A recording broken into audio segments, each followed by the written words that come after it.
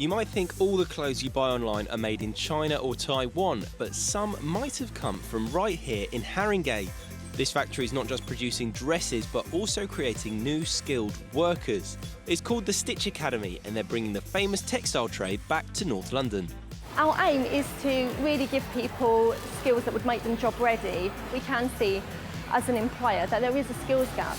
I think a lot of people are really interested in fashion and tend to approach it from a design or buying background because they're the roles that people learn about at college and find very exciting.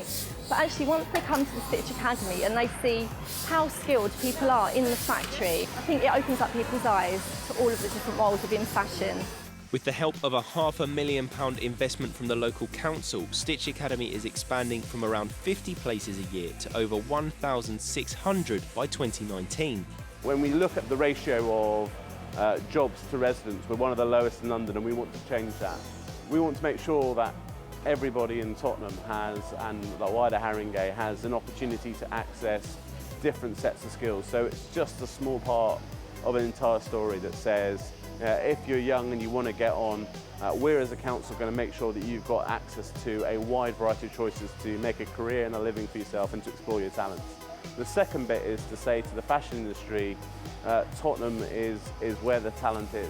And it seems like the current crop are really getting a feel for it. You get a lot more respect for the skill levels. You know, even what looks like a simple garment, you understand craftsmanship has taken place.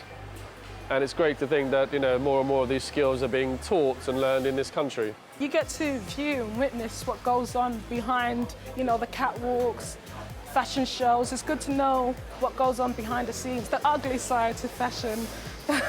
This is more practical, and uni's more like theory, and it's more interesting doing more practical work.